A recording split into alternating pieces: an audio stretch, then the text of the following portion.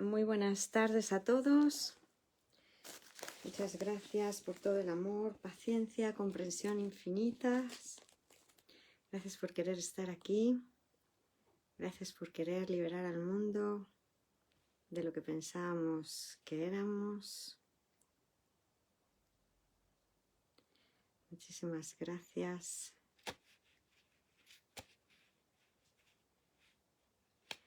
Y vamos a estar viendo juntos la lección 17. No veo cosas neutras y seguiremos avanzando con los principios de los milagros. Estamos entre el 26 y el 27. Damos las gracias a todos y vamos a comenzar con nuestra habitual invocación de la página 30, que dice así: estoy aquí únicamente para ser útil. Estoy aquí en representación de aquel que me envió. No tengo que preocuparme por lo que debo decir ni por lo que debo hacer, pues aquel que me envió me guiará. Me siento satisfecha de estar donde quiera que Él desee, porque sé que Él estará allí conmigo. Sanaré a medida que le permita enseñarme a sanar.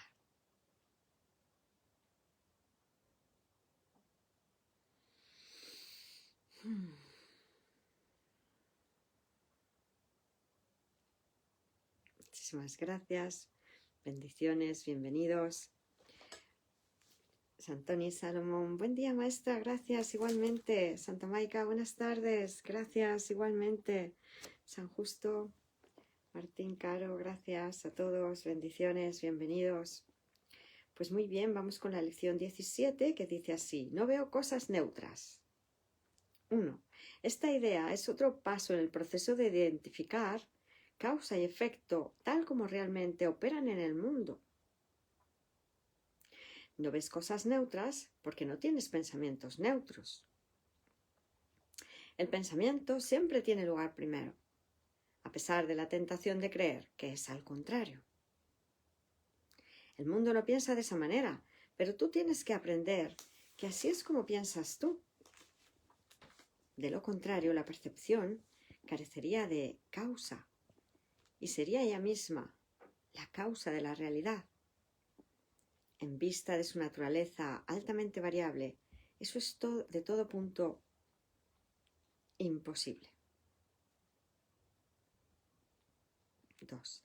Al aplicar la idea de hoy, mantén los ojos abiertos mientras te dices a ti mismo: no veo cosas neutras porque no tengo pensamientos neutros. No veo cosas neutras porque no tengo pensamientos neutros. Luego mira a tu alrededor, dejando que tu mirada se pose sobre cada cosa que notes el tiempo suficiente como para poder decir: no veo nombre del objeto, neutro o neutra, porque mis pensamientos acerca de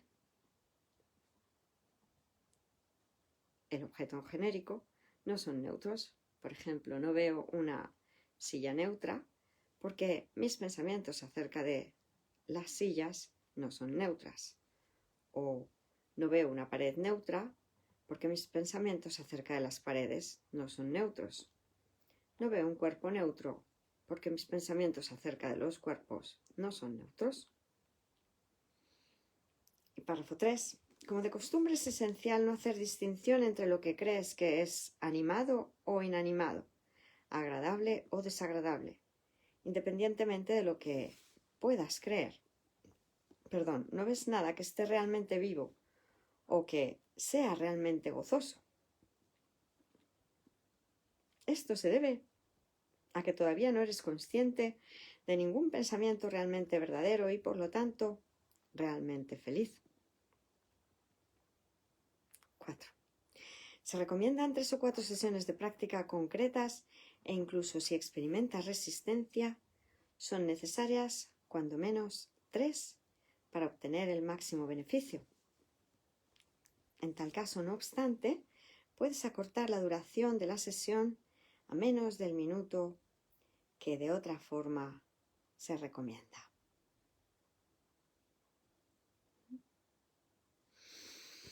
Bueno, pues Jesús nos está enseñando cuál es la situación real del asunto, porque nosotros creíamos que veíamos lo que estaba ahí, ¿verdad?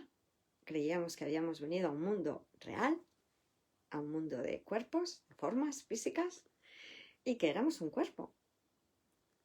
Por lo menos temporalmente, aunque creyéramos en el más allá de este mundo, creíamos que durante el tiempo que veíamos aparentemente a través de un cuerpo, éramos ese cuerpo.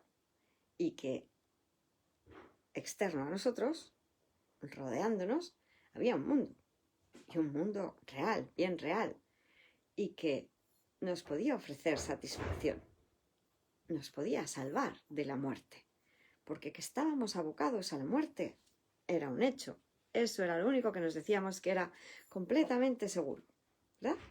Aquí todos mueren. Otra cosa no sabremos qué pasará. ¿Qué será? Será. Lo que sea, será, será. El futuro no es nuestro para saber qué será, será. Pero que moríamos, eso lo teníamos clarísimo, ¿verdad? Entonces, el mundo era la causa de nuestro bienestar o malestar, porque todo lo que hacía que pareciera que la estancia aquí en el mundo fuera agradable, pues lo valorábamos y decíamos que con eso nos salvábamos. Y todo lo que parecía que nos decía el ego que no nos gustaba, nos llevaba a la muerte, nos producía daño, disgusto, temor, en definitiva, era de lo que tratábamos de huir. Como si ahí hubiera algo con propiedades intrínsecas para hacer que nosotros, la mente, amáramos o temiéramos, fuéramos hacia la fuente de placer o huyéramos de la fuente de dolor. Esa era la circunstancia aparente, esa era nuestra ilusoria situación, pero que para nosotros, hasta el momento en que empezamos a aprender que nos lo estamos inventando todo, pues nos decíamos que era muy real, que sí que habíamos venido, que sí que un orden de realidad como es Dios podía haber cambiado, porque además considerábamos a Dios ya ni siquiera como abstracción pura, ¿no? Le veíamos como un Dios humanoide, un Dios a nuestra imagen y semejanza. Nos hacíamos imágenes de los dioses que creíamos que podían existir. Algunos creían que Dios estaba más allá de este mundo y entonces nos considerábamos creyentes, porque como no se veía, aparentemente, pues decíamos que creíamos en Dios, porque aquí de conocer ahora hemos pasado a creer. Y otros que decían no creer en Dios, pues creían en el mundo, en los dioses del mundo, los ídolos directamente, ¿no? Entonces los dioses del mundo eran claramente para los aparentemente ateos, pues los dioses reales, ¿no? Estos son mis dioses, yo me salvo con este cuerpo, yo me salvo. Para todos los ídolos también son ciertos, lo que pasa es que algunos incluíamos al Dios inventado, que además lo hacíamos a nuestra semejanza. Nada de un Dios que no tuviera nada que ver con este mundo de formas, sino todo lo contrario. Si le atribuíamos la creación a Dios, Dios era un Dios castigador, un Dios vengador, porque estábamos traicionando, ¿no?, el pecado original con el que veníamos al mundo de alguna manera, o había que pagar, porque Dios simplemente pues era así de graciosillo que se inventaba el mal para experimentar lo bueno que era ser bueno y tener algo con que comparar, como nos decíamos en la nueva era, ¿no? No, es que Dios se experimenta a través nuestro, ¿no? Y ya luego nosotros elegimos si queremos ser buenos o malos, pero Dios es lo bueno y nosotros nos inventamos lo malo. Aunque creemos que como viene de Dios y Dios es nuestro creador, pues Él se ha inventado lo malo. O sea que Él está tan loco como nosotros. Más o menos teniendo ese panorama, pues ahora Jesús nos lo reinterpreta todo y nos dice que la idea que vamos a practicar hoy de no veo cosas neutras va a hacer que nos demos cuenta de cuál es la verdadera causa, que no es el mundo, que yo soy esa causa, la mente, y cuál es su efecto, el mundo que veo. Esta idea, no veo cosas neutras, es otro paso en el proceso de identificar causa y efecto tal como realmente operan en el mundo. No ves cosas neutras porque no tienes pensamientos neutros. Los pensamientos pueden o venir de Dios y son nuestros pensamientos reales y entonces extienden el mundo real aquí, o los pensamientos son los pensamientos que pensamos sin Dios, sin amor, son pensamientos falsos y proyectan el mundo de la separación. Los pensamientos reales nos recuerdan que Dios es real, que Dios es lo cierto y que nosotros estábamos equivocados, que un mundo de formas no pudo ocurrir, no pudo surgir, y entonces ahora usamos esas alucinaciones para nuestro propio beneficio, para despertar.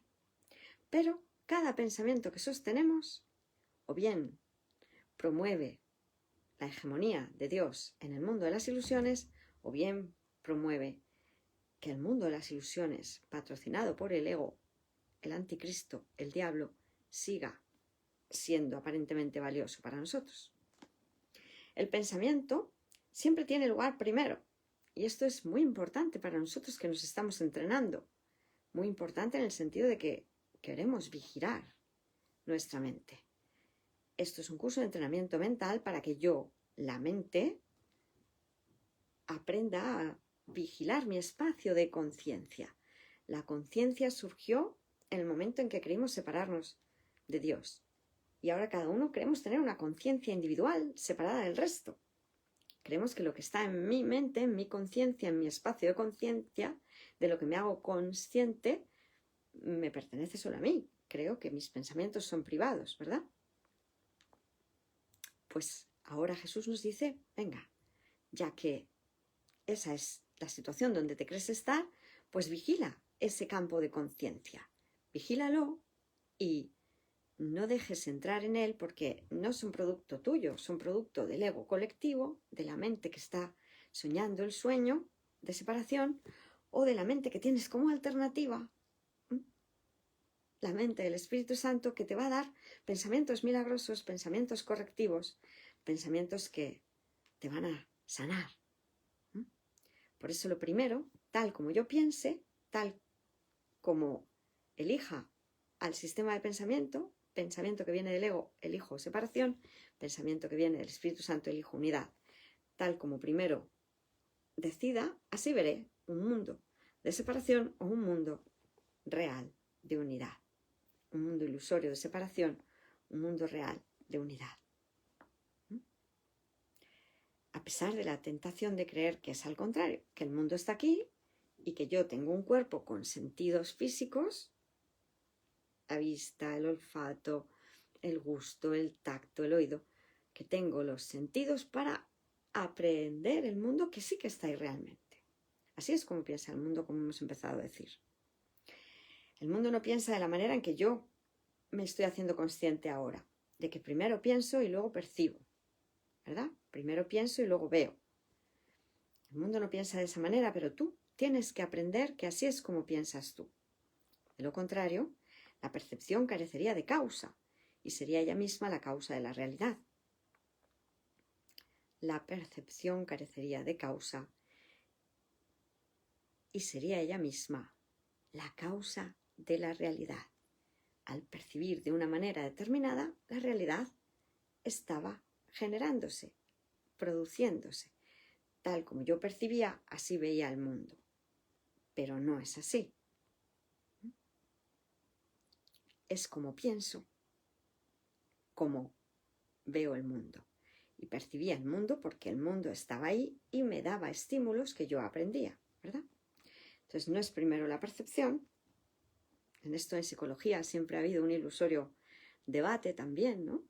De si nosotros antes intelectualizamos, pensamos sobre la información que nos dan los sentidos, antes de hacer una reacción lo pasamos por lo que sería la corteza prefrontal, o si primero tenemos la emoción, el impulso y la reacción y después pensamos sobre ello, ¿no? Pues ahora vemos claramente que es siempre el pensamiento el que da lugar a la emoción. En vista de su naturaleza altamente variable, el que sea la percepción la que dicta el pensamiento es de todo punto de vista imposible. Porque nosotros podemos tener paz, podemos tener estabilidad si pensamos los pensamientos que pensamos con Dios. De hecho, como veis, a lo que nos estamos entrenando es saber que aunque el mundo parezca muy variable, muy inestable, muy caótico, yo, la mente, puedo permanecer en paz. Por eso hago esos ejercicios de ver de forma rítmica lo que parece ser muy cambiante, para que vea que el ritmo o la elección por la paz la pongo yo. Yo tengo el poder de decidir si quiero la paz o quiero dejarme llevar por el conflicto.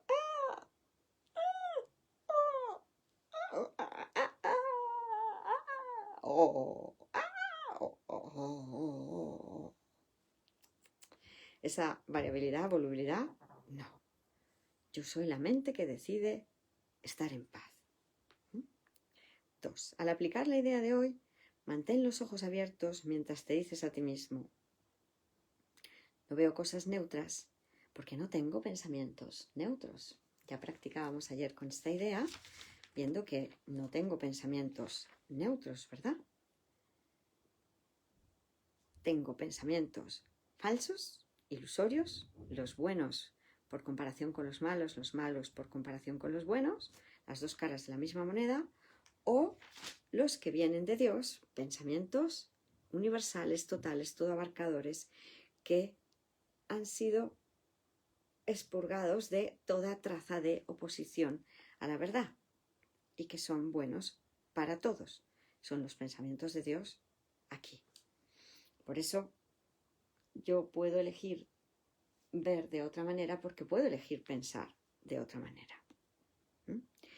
Primero nos repetimos la idea para el ejercicio: no veo cosas neutras porque no tengo pensamientos neutros. Luego mira a tu alrededor, dejando que tu mirada se pose sobre cada cosa que notes el tiempo suficiente para poder decir: no veo una mesa neutra porque no tengo pensamientos neutros acerca de las mesas. ¿Por qué no tengo pensamientos neutros acerca de las mesas? Porque tengo una historia personal acerca de qué son las mesas.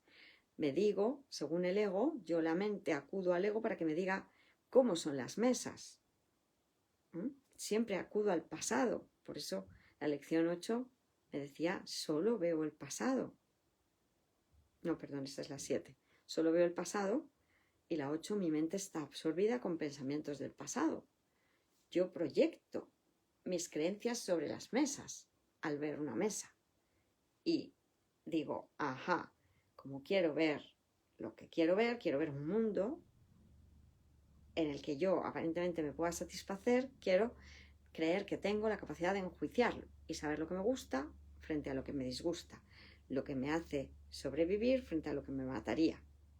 O sea que tengo una manera de enjuiciar, me decía yo antes, y yo ahora estoy aprendiendo a ver que eso es así para querer soltarlo, para querer reconocer que me he enseñado muy mal y que mi manera de enjuiciar es errónea, está sesgada, no es la que me va a brindar la felicidad, porque yo no tengo criterios mientras esté en el mundo de la percepción para seleccionar nada. Y entonces nos dice Jesús: podrías decir, por ejemplo, y nos da varios ejemplos, y luego nos dice en el párrafo 3, como de costumbre es esencial no hacer distinciones entre lo que crees que es animado o inanimado, que tiene vida o que no la tiene. Animado es con ánima, con vida, con espíritu, o inanimado, sin vida, sin espíritu, agradable o desagradable, porque esos son criterios que he establecido aparentemente yo como mente individual que se creyó que podía competir con Dios sobre cómo tenía que ser la creación. Y por eso yo le he otorgado propiedades a las cosas, y unas digo que están vivas, otras muertas, unas me gustan, otras no me gustan, unas son comestibles, otras no son comestibles, unas son para prendas de ropa, otras son muebles. Me invento un mundo al clasificarlo y le otorgo atributos a esas categorías. Por eso nos dice Jesús, mira, independientemente de lo que puedas creer, no ves nada que esté realmente vivo o que sea realmente gozoso. Tu manera de ver es parcial, es errónea, es una invención. Estás queriendo hacer una parodia de la creación, un simulacro de la creación, pero te ha salido rana. No te ha salido principesca la creación. Siendo el príncipe de la luz, te has convertido en el príncipe de las tinieblas. Lo ves todo teñido del miedo, que es sobre el que proyectas, ¿verdad? Nos dice Jesús. Y eso se debe a que todavía no eres consciente de ningún pensamiento realmente verdadero y por lo tanto realmente feliz. Esos son los pensamientos milagrosos. Esos son los que vamos a querer. Solo los pensamientos milagrosos. Y en el párrafo 4 nos decía Jesús, se recomiendan 3 o 4 sesiones de práctica concretas e incluso si experimentas resistencia son necesarias cuando menos 3 para obtener el máximo beneficio. En tal caso, no obstante, puedes acortar la duración de la sesión a menos del minuto que de otra forma se recomienda. Bueno, pues vamos a hacer la práctica. Mantenemos los ojos abiertos mientras nos decimos no veo cosas neutras porque no tengo pensamientos neutros. No veo cosas neutras porque no tengo pensamientos neutros. Y ahora dirigimos la mirada allí donde se vaya posando sin seleccionar nada conscientemente. No veo una neutra porque no tengo pensamientos neutros acerca de las.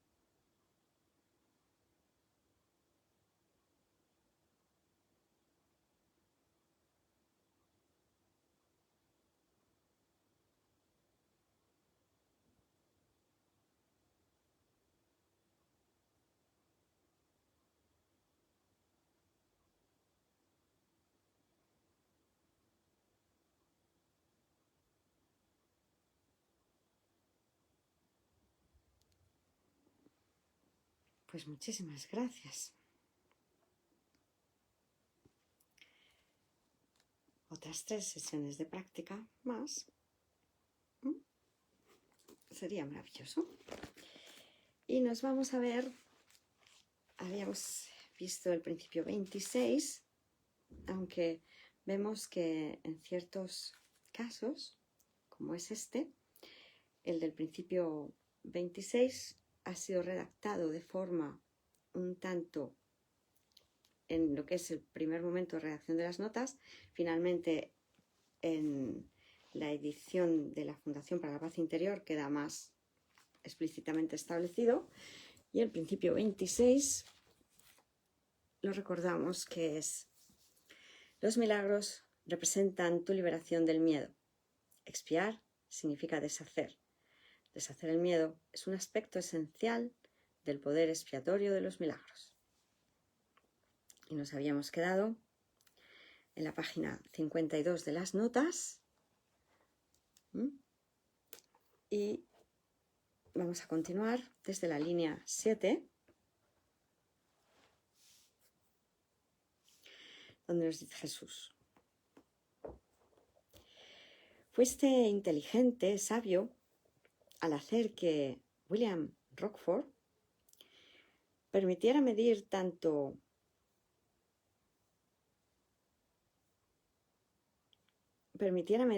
los antiguos como los nuevos aprendizajes y así permitir la medición del ratio. Para aclarar un poco de lo que estamos hablando, bueno, la medición del ratio sería la medición entre lo nuevo aprendido y lo que ya se había aprendido antes. Estábamos viendo que Jesús, el Maestro Jesús, le está diciendo a Helen, le está hablando en una terminología que pertenece a la teoría del aprendizaje. Cuando en psicología estudiamos aprendizaje y condicionamiento normalmente, bueno, pues estudian las teorías de cómo se aprende, cómo se adquieren nuevas habilidades, nuevos comportamientos, nuevos ilusorios saberes de este mundo, ¿no? Normalmente se aprende algo en los seres humanos, podría ser intelectualmente, con los animales se ve en el comportamiento. Entonces se hacen pruebas con los animales y se les enseña a hacer una acción, por ejemplo, y se ve si ese aprendizaje interfiere con lo aprendido anteriormente o si ese aprendizaje interfiere con lo que se vaya a aprender después. O sea, se intentan aislar unidades de comportamiento para ver acciones concretas, para ver si influye en lo anterior o en lo posterior. Si influye negativamente en lo anterior se llama inhibición retroactiva, y si influye negativamente en lo posterior se llama inhibición proactiva. Entonces, como Jesús el punto que le está queriendo dar a Santa Helen es que nosotros lo que tenemos es que aprender a desaprender. En este caso sería al aprender el sistema de pensamiento del Espíritu Santo, nuestros pensamientos reales. Lo bueno de estos pensamientos es que van a llevar a cabo una inhibición retroactiva, porque cuando la luz llega, la sombra desaparece. Y así es como se lo explica Jesús. Entonces, ahora le habla acerca de San William Rockford. Habríamos visto anteriormente cuando Santa Helen tiene un sueño en el que hablaba de los Rockwellians, que eran los estudiantes que habían estudiado con Rockford, que debería ser seguramente un exponente de la psicología del conductismo, puesto que Santa Helen, en aquel momento que lo vimos anteriormente en las notas, vimos que hablaba de que Rockford no tenía en cuenta el inconsciente. Todos aquellos psicólogos que han ido a buscar una psicología lo más científica posible, y lo científico se tiene que poder medir, muchos de los psicólogos han abogado por lo que era el conductismo, es decir, medir solo la conducta porque es lo que aparentemente es objetivable, o por lo menos en aquella época, cuando no existía, como ahora, por ejemplo, métodos de medida, como la resonancia magnética funcional, que nos ayuda a medir en tiempo real cuál es la ilusoria actividad fisiológica de las neuronas, según los estímulos que parezcan presentársele al objeto de estudio, a cada sujeto de estudio en cada caso.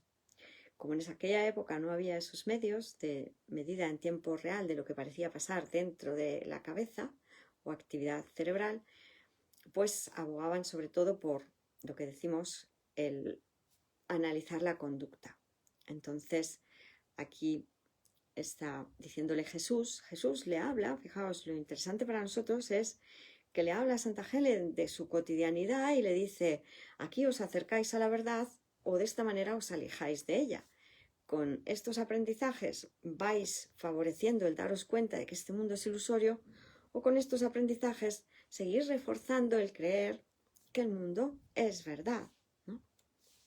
Y entonces le habla y le dice: fuiste inteligente en hacer que William Rockford permitiese medir tanto los antiguos como los nuevos aprendizajes y así permitir la medición del ratio, una medida de ver en qué cantidad el nuevo aprendizaje influía con el anterior. Y sigue diciendo en la línea 12, de hecho, te ayudé en esto. Y ahí Santa Helen dice: estoy disgustada acerca de esto. Hace como un paréntesis cuando Jesús le está diciendo: te ayudé en esto. Y sigue diciendo Jesús: porque la mayoría de los estudios solo miden el descenso que causa lo nuevo que se aprende sobre lo que ya se conocía. y no miden, nos está diciendo Jesús, el daño que hace aparentemente o lo que interfiere lo que ya se conocía con lo que se aprende nuevo, ¿no? Y sigue diciendo Jesús, pero el énfasis debe ponerse en cómo minimizar el efecto de lo antiguo sobre lo nuevo. Para nosotros es clara la idea que nos está planteando Jesús en el sentido de que no interfiera el sistema de pensamiento del ego en el sistema de pensamiento del Espíritu Santo, que es el que estamos queriendo adquirir ahora. Y por eso Jesús nos hace tanto hincapié en tienes que abandonar uno para aceptar el otro. Y en la línea 20 se nos dice, esta es un área mucho más útil en la que trabajar, el poner el énfasis en cómo minimizar el efecto de lo antiguo, del antiguo aprendizaje sobre lo nuevo.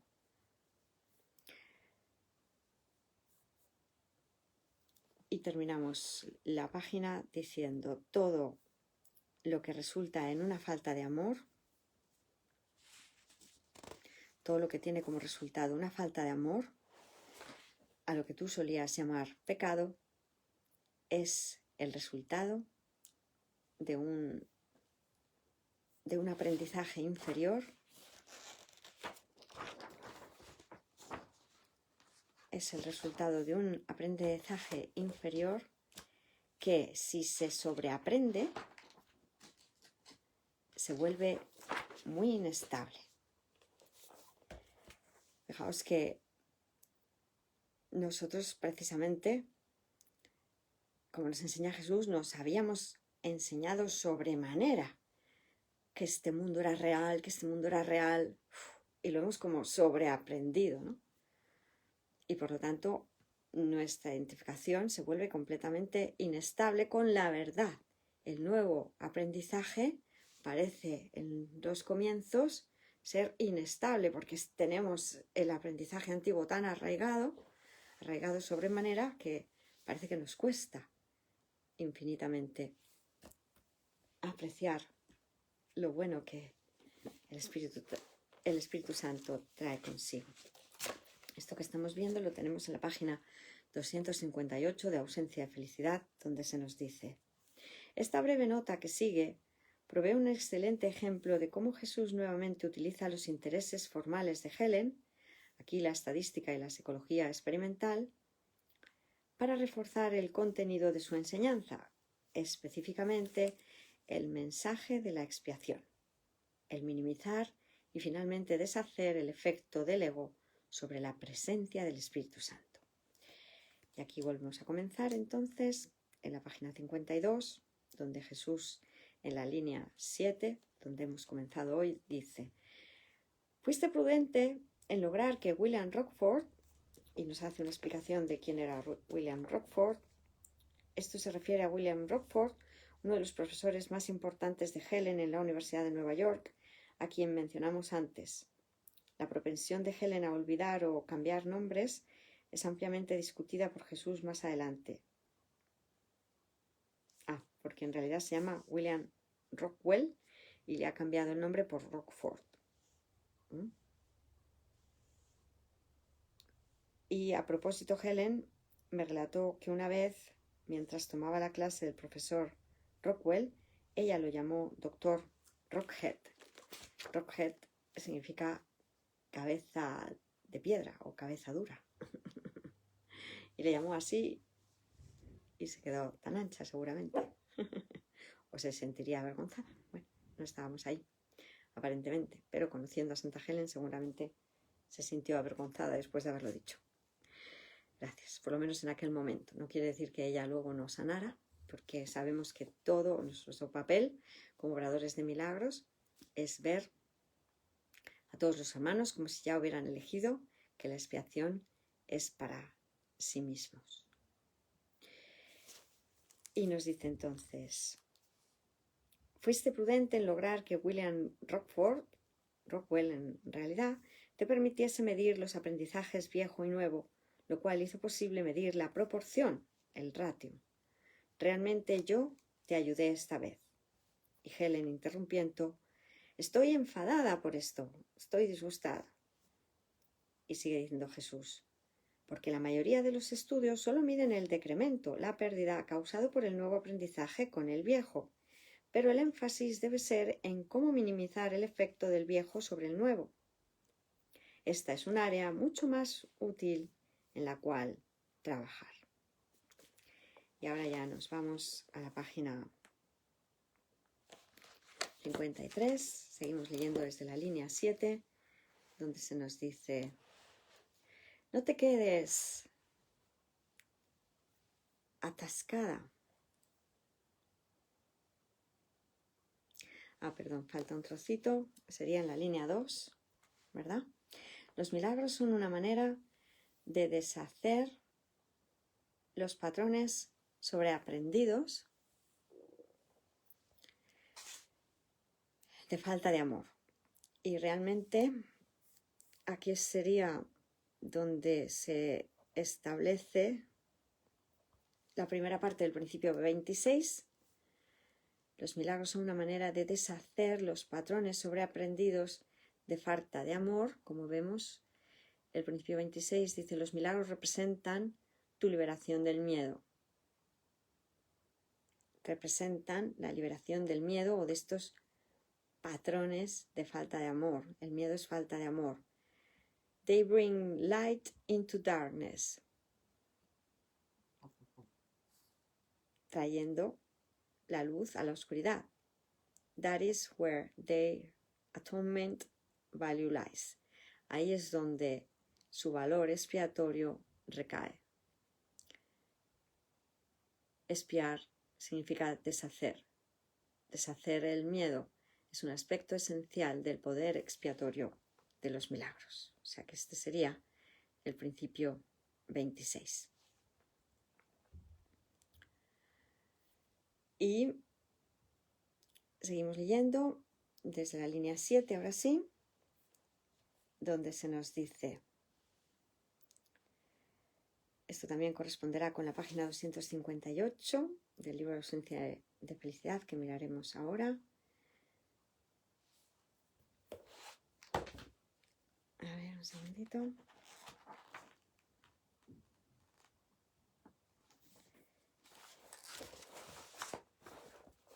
Donde se nos dice que no te quedes atascada en aquellos sueños de la noche pasada. Son reflejos de viejos patrones de aprendizaje,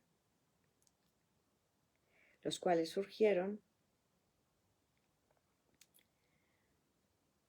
porque no te gustó lo que dije acerca de que me dejaras a mí lo que no era importante. Dejarme a mí la intendencia del sueño, el cómo vestirte, el qué cocinar, el cómo llegar a los sitios, los transportes, ese tipo de ideas, ¿verdad?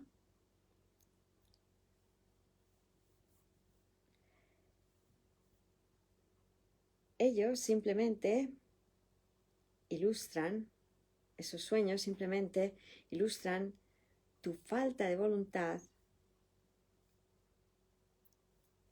para quedar atrapada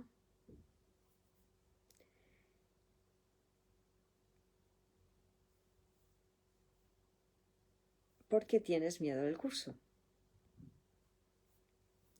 Así que no los uses de esta manera.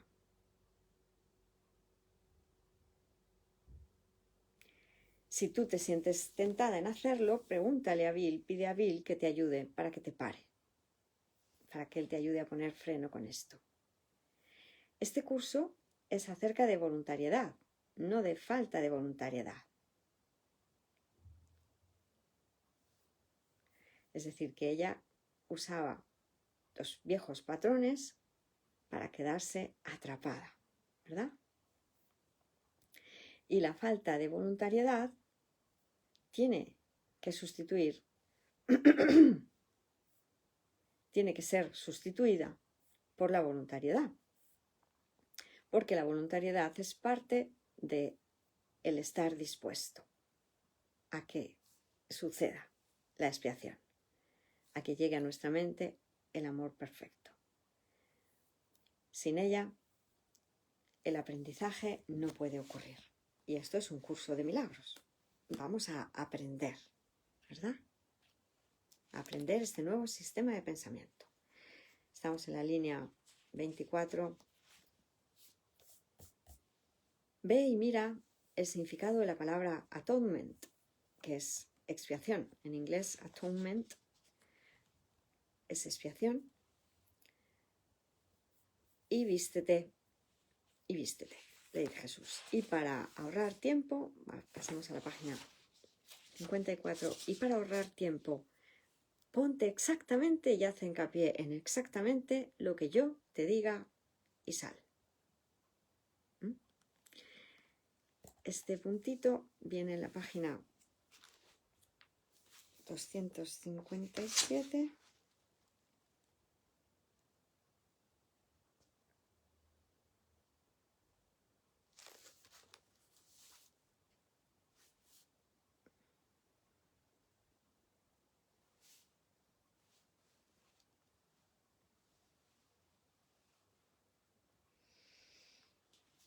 En realidad es la página 258 todo. Tenía aquí puesto 259, perdón, 257, pero no lo encuentro como tal.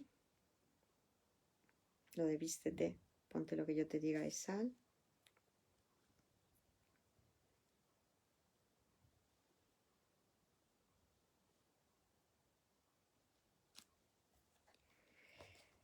Así que toda esta parte, que es lo que acabamos de leer, y pasamos a la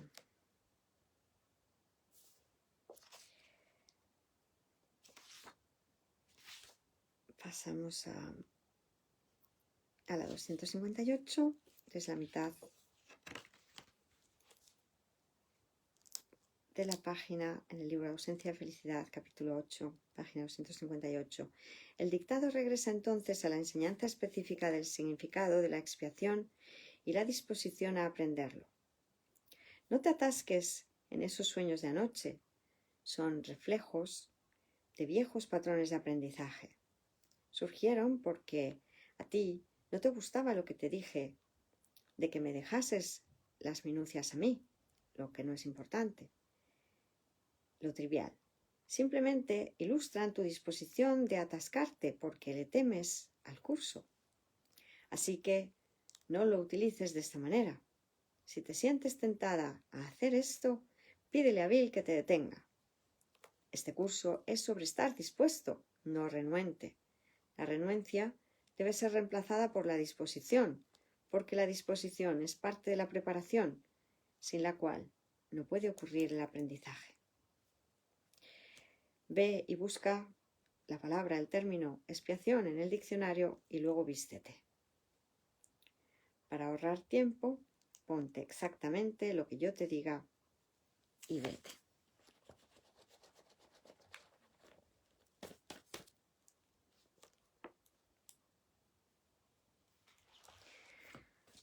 Muy bien. Bueno, pues si os parece bien, leemos también la parte de que lo que buscó en el diccionario.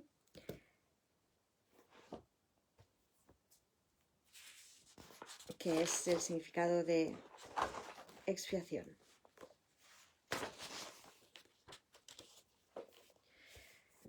La definición del diccionario en la página 54, línea 5.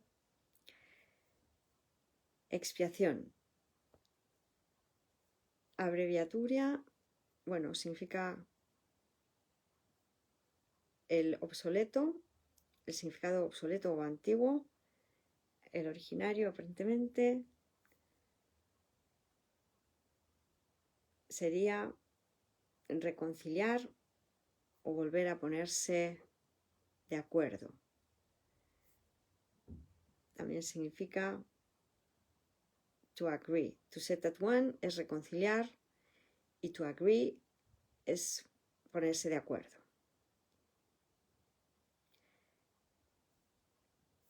Obviamente,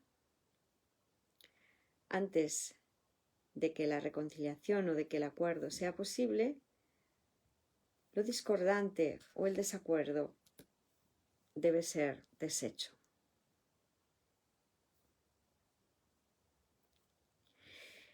Puede parecer que la oscuridad tiene que desaparecer antes de que la luz pueda llegar, pero la verdad es que la oscuridad es disuelta, deshecha por la luz. Muy bien. Pues ahora sí, lo vamos a dejar aquí. Para comenzar la página 55, leemos la parte que nos venía el final de la página 258. Helen anotó luego lo que encontró en el diccionario, seguido por los comentarios de Jesús. Expiación, obsoleto, forma corta para aunar y reconciliar, estar de acuerdo. Obviamente, antes de que la reconciliación o el acuerdo sea posible, lo discordante, he pasado a la página 259, lo discordante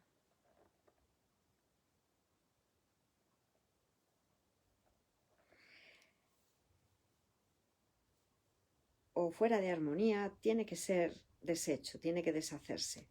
Podría parecer como si la oscuridad tuviese que ser disipada antes de que la luz pudiese entrar, pero la verdad es que la oscuridad es disipada por la luz.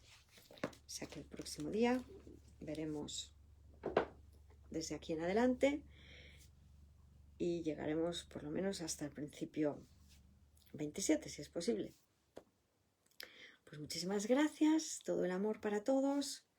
Nos vemos en 13 minutitos aproximadamente. Estaremos retransmitiendo de nuevo a las 15:30 para ver el final del manual para el maestro con la clarificación de términos y el final también del anexo Un curso de milagros con la última parte de la curación dentro del canto de la oración, la segunda parte de el anexo suplemento, siendo la primera la psicoterapia. Gracias y bendiciones para todos. Un honor compartir todo el amor